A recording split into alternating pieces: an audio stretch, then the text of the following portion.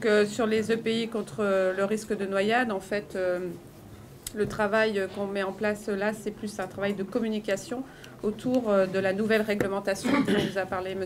Garcia, enfin, qui n'est pas une nouvelle réglementation, mais une évolution de la réglementation.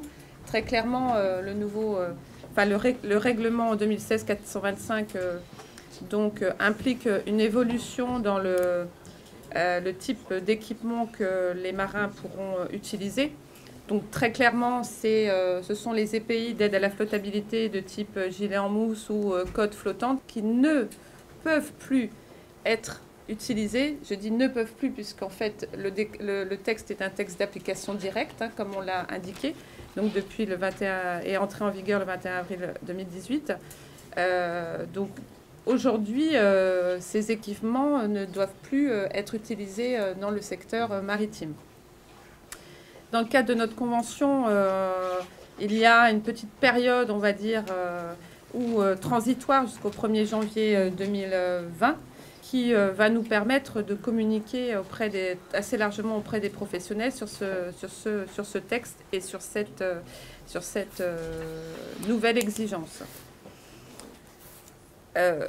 Juste pour rappel, mais ce que je ne vous ai pas dit tout à l'heure, c'est qu'évidemment toutes les présentations seront à disposition, donc on ne va peut-être pas rentrer trop dans le détail, mais vous savez que, comme on l'a dit, l'équipement de protection individuelle contre le risque de noyade est obligatoire dans certaines situations. C'est le décret de 2007 qui les fixe.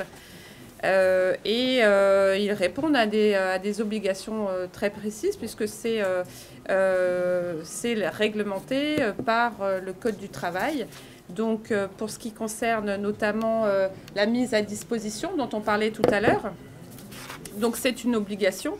L'employeur doit mettre gratuitement à disposition de ses salariés un EPI contre le risque de noyade. Il doit être adapté au travail à effectuer et à usage personnel. Et il doit bien sûr être homologué. L'autre aspect important qu'il faut rappeler et que l'on rappellera tout au long de notre communication, c'est, on l'a évoqué à plusieurs reprises, c'est la question de la maintenance et de l'entretien de l'équipement, puisqu'ils sont soumis à une vérification annuelle obligatoire qui doit être réalisée par un prestataire agréé. Et donc le salarié lui-même, hein, il a une responsabilité sur son équipement puisqu'il doit quand même vérifier régulièrement qu'il est en bon état de fonctionnement.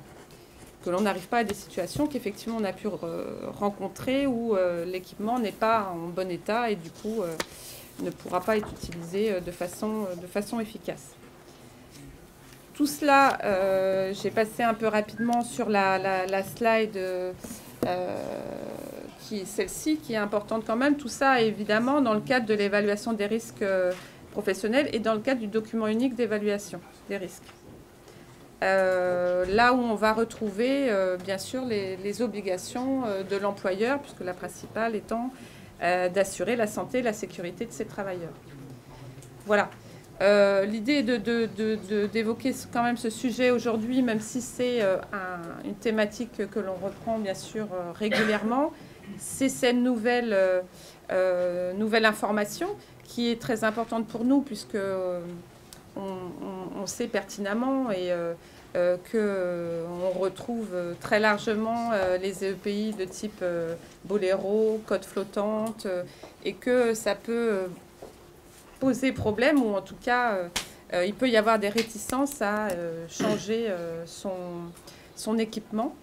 Et c'est pour ça que le travail dont a parlé François Garcia avec les fabricants sur les équipements est très important également, puisque il n'y a pas un EPI universel, mais il y en a plusieurs, et surtout il peut y en avoir plusieurs suivant les métiers que l'on pratique. Et donc l'idée, c'est de travailler avec les fabricants sur la mise à disposition d'équipements divers ou adaptés suivant les différents métiers.